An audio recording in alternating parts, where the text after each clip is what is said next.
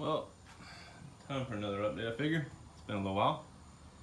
Show you what I've been working on. So the downpipe is done, welded. I didn't get a video before I wrapped it, so sorry about that. Some of the welds on it look good, some look like hot trash. But this is the wastegate dump tube. Turbo goes up there, comes back. My two wide bands. This is going to be the one for the Holly, one for the autometer gauge. I staggered them a little bit just in case the exhaust airflow creates turbulence or something and causes some kind of issue with reading. Hopefully it being staggered will fix that and we'll keep the readings right. I don't know if it'll matter or not. Pictures I've seen, people put them back to back. Sometimes they're like here and way back here. Just depends. But that was the best placement for in the engine bay. That puts them like right here. So they just come behind the valve covers and wire straight to here, wire straight to Deutsch connector. Comes on down, and flex pipe. Now this is mesh outer, this is all stainless, and then you probably can't see the inside, but yeah, you can see a little bit. It is bellows on the inside, so it's good stuff. These, I think I got off, I don't know if I got this one off Amazon or if I got this one on eBay, but if anyone needs one of these, this is actually a very good quality one, and it slips over the pipe, so you can actually size it where you need. It worked a whole lot better than the one that I have on the crossover right there. But anyways, so that's downpipe. Crossover was already done. Bellows here, header 1, header 2, wastegate, turbo at the top. So, a while back I'd mentioned not wrapping exhaust, but due to how close everything is in the engine bay, how tight things are, and how close they are to things that I don't want heat getting on or getting to, I chose to wrap. Now, I am doing it the decent way, which is, this is lava wrap, not fiberglass wrap, and I did wax grease it down on the underside, wet this. You gotta soak it, the wrap in that, and just water, bucket of water. Wrap it tight, let it dry out. You can put a heat gun on it, or obviously you could run the exhaust on it to heat it up and burn all the water off, but pretty much you let it dry out. Then you coat it with this DEI silicone spray, high temp spray, that seals this wrap. It will make it where moisture doesn't hold on the pipe and eventually corrode it. This is stainless, but as you've seen in my previous videos and whatnot, my welds are, some are decent, some are, yeah. These flanges welded nice-ish. Yeah, so some weld nice, some are overheated, like that dull gray right there. That's overheated, that'll end up rusting. But yeah, so wrapped it. This is at the bottom. Actually, this turns out right at the torque box down there, I think. V-band clamp, and then that's the other piece that turns out. This brings it out in front of the door, so on the other side, right about here-ish. And I haven't put a V-band on this part yet because I don't know if the angle is quite right. The V-band will allow me to kick it or adjust the angle slightly before welding it. So I'm gonna bolt this all up before I fit up my long pipe that'll run the length of the rocker to the back and get it propped on something, and then I'll tack weld it on the car before I take it off and weld up the V-band and everything. But this pipe welded up decently. It's like, there's a beautiful weld. That's overheated. That's overheated. And some pretty welds there-ish. Same thing on these runs. My tie-ins aren't great. And then over here, I talked to my welder fab guy that did my gas tank, that is way better welder than I am, and tried to ask him some tips on welding stainless with having the issue of overheating and whatnot. And one of the things I found was I was using too big a wire. I don't remember the sizes, but essentially this little bitty ass shit is what he gave me to use. I don't remember the size, like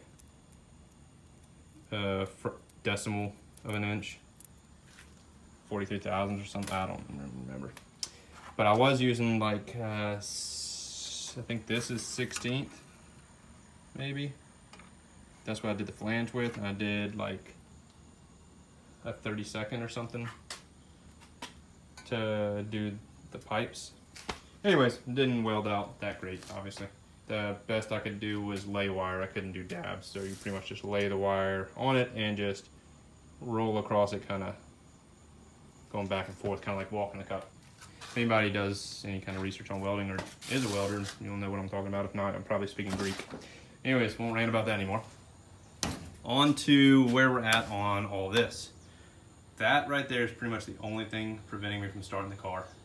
I needed to get the exhaust done, and I wanted it done, finished right. So this has to dry. I'm gonna leave it drying overnight. Tomorrow I'll probably come out and lay it out in the sun maybe. Before I spray the silicone stuff, I will probably come out here and hit it with a heat gun just to go over it, make sure it's all dry. I'll spray it, and then probably leave it for a day after I spray it, and then I'll bolt it all back on the car. The headers, I still just had the front and rear bolts. I need to put the bolts in. I need to put anti-seize on those bolts. I need to put the new spark plugs in once I get those in. I need to bring my spark plug wires out. I ordered some aluminum spark plug wire couplers, organizers, whatever, clamps to group my plug wires together and keep everything clean. This is my oil drain that I got done. I wrapped in this fiberglass.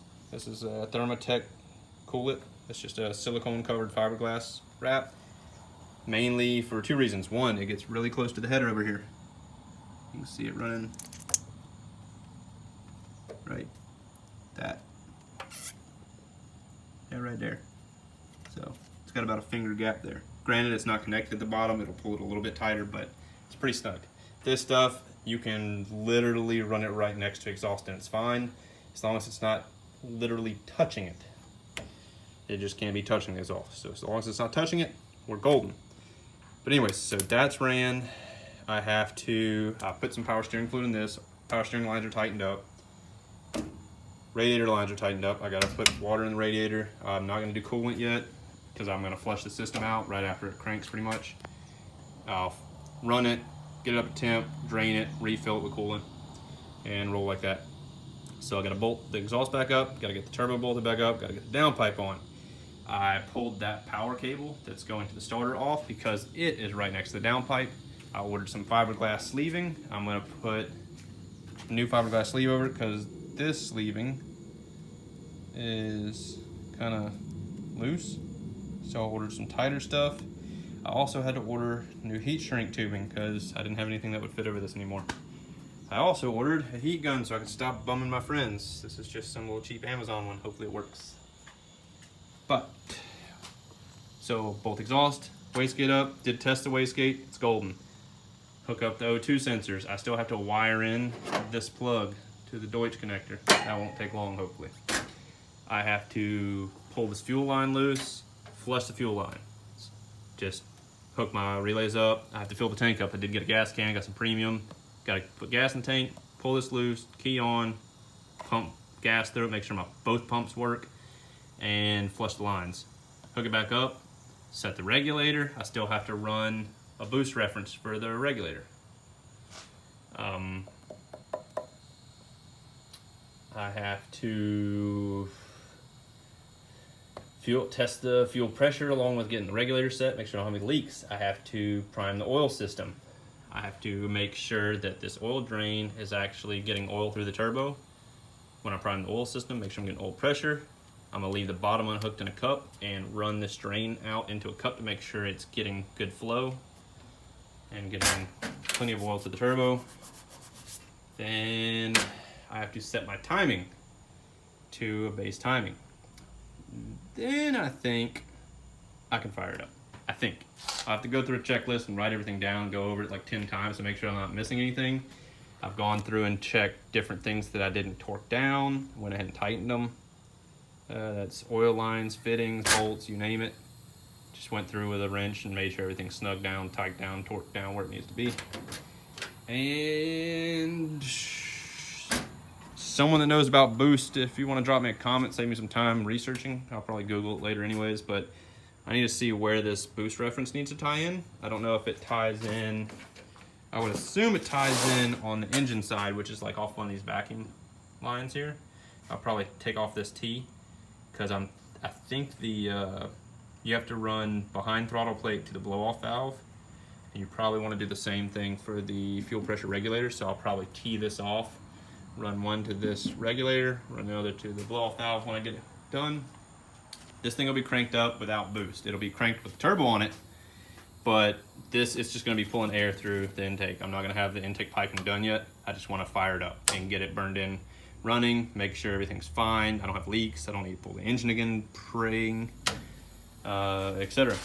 Once everything's running and good, then I may take it for like a quick spin around the block. Just feel what it feels like to drive this damn thing again. I do need to bleed the brakes again before I do that, and I need to tighten all my suspension, and I need to raise my suspension because this thing sits dirt nasty low. And like I said before, the sway bar is a little scary close to the crossover. Really don't want to break my exhaust. And my rear, that oil fill cap that I welded on top of my rear end housing, thinking that it would make things easier, and all I did was cause myself headache. I want to raise one link up in the back just to make sure it's not going to hit my floor.